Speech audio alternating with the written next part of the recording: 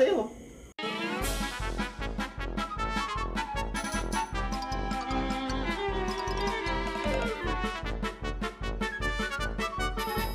Tapos, magmamatos ako.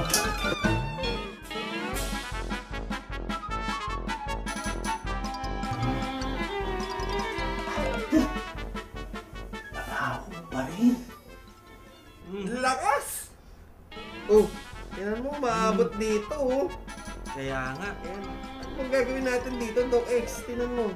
papuntahin kaya natin dito, Doc.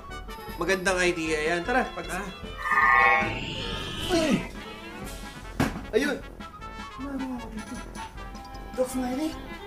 Parang tila, ikaw si Bravo, di ba? Opo, paano niyo po ako nakalala? Ibiga ka na dito.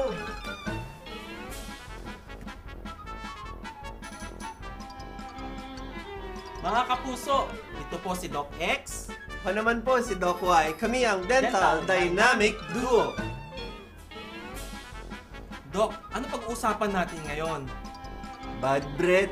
Oo nga, bad breath. O mga kapuso, ito ang tinatawag na halitosis. Halitosis, nagsimula po itong salita ng halitosis sa mga Griego. Tawag dito is halitos. Ibig sabihin, hininga or breath. Kaya lang dinagdagan na natin ng cis. Bakit? Ano ba ang ibig sabihin ng cis? Infection or pagdami ng bakterya. So, tinatawag natin to isang buong halitosis. Okay? Or, Bad breath, masama ang amoy. opo, bad breath po. Mga kapuso, pag-usapan natin ng bad breath. Kaya lang, bago natin pag-usapan ng mga bagay-bagay sa bad breath, check upin po muna natin si Bravo. Okay? Ano natin yun? Simulan na natin, Doc X. Tingnan na natin yan. Tingnan natin. Naku, Mukhang may sira ipin na, Doc X. kaya naman pala, Doc Y. Oo, malala na yung case niyan. O Doc, Mm. nakita mo yung sitwasyon ng bibig ni Bravo. Oo, matindi. Sinabi Nakita mo may mga sira-sira ng ipin doon sa, lalo doon sa bagang may tama yung ipin niya. Tama, oo. At saka nakita mo yung dila. Talagang oo. kitang-kita doon sa dila pa lang na hindi niya nililinis yung dila niya. Oo, yung iba maputi na. Mapansin mo dun sa ibang part, no? Ang puti-puti. Oo, tsaka maraming ding sira ng ngipin. Kasi pag may sira yung ngipin, doon po sumisiksik yung mga food particles or food debris. Para pag nag-brush, hindi natatanggal yun. Oo, Kaya tama. nag-i-emit yun ng Foul odor. Tama tayo dyan. Katulad lang yan ng pagkain, di ba kakain tayo. Tapos, ilalagay natin sa ref.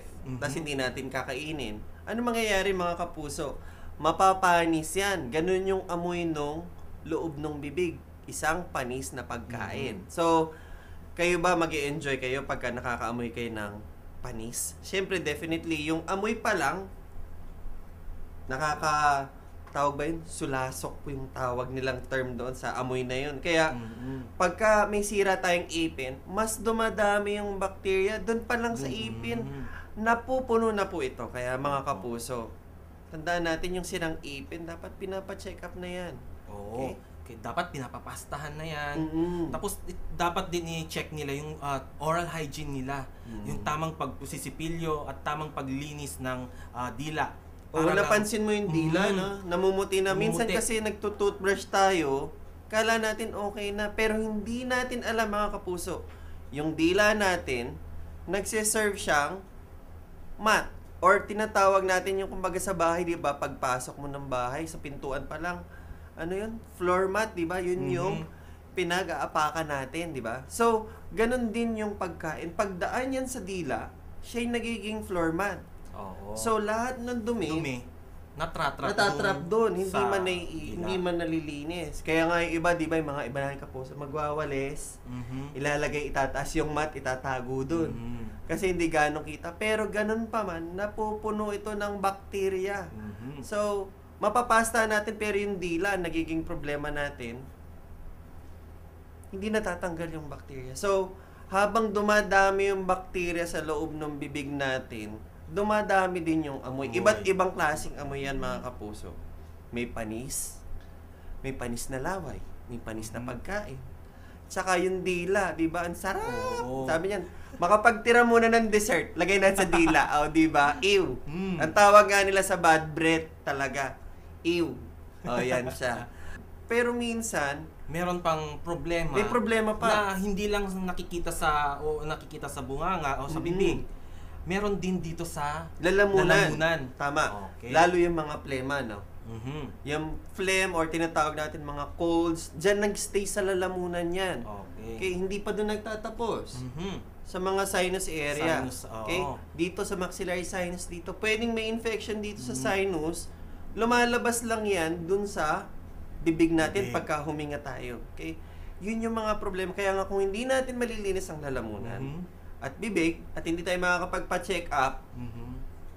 ano mangyari? Bad breath pa din. Pwedeng nalinis ng dentista itong bibig, pero yung loob ng lalamunan natin, maxillary sinus, may problema. Saan ba dapat tayo lumapit pagka ganun na? Pag may sinusitis ng mga pasyente natin or mga pakapuso dyan, EENT. O tama. Oo. Eye, ear, nose, and throat specialty specialist. doctor. Yan. Oo. Punta po kayo sa ENT. Kunyari, na-check na ng dentist yan. I-refer naman kayo ng mga kapuso nating dentista. Mhm. Pasyal po kayo sa ENT para po sila naman na mag-check, unti-unti nakiklear Mhm. yung problema natin. Tama. Meron pa, Doc. Meron pang problema na nakikita sa intestines naman. Oo, tama. Oo. Madaming problema dyan sa intestines na hindi natin napapansin, mga kapuso. Ano-ano ba to? Katulad ng pagkain ng mga oily foods. Mhm. Mga diet, na iba-ibang diet ng mga pasyente is oily or spicy foods din. Oo. Nag-stay lang sila doon sa lining nung small and large intestines natin. So, ano ang nangyayari? Oras na huminga si pasyente or nag-regurgitate, Oo. yung hangin bumabalik sa bibig, umaamoy. Oo. Mabaho. Kala nila ngayon, andito lang sa bibig ang problema nila. Pero, ang katotohanan po niyan, yung mga klase ng mga kinakain natin, spicy, Mhm. oily. Pati po yung mga hinahalong pagkain katulad ng onion, ano pa ba to, yung mga sibuyas, bawang, luya. Mga antioxidants yan. Kaya lang ang nagiging problema naman sa atin, yung amoy na ilalabas din natin. Hindi lang naman totoo, hindi lang naman sa bibig, Mhm. pati sa Sa pawis natin, di ba? Oo. Yun po siya, mga kapuso. So, pagdating sa intestine yan, yung iba dumidikit sa intestine. So, lumalabas din po yung amoy niyan. Okay? Oo. Kaya anong panlaban natin dyan? Drink plenty of water. Yan. Okay. Okay.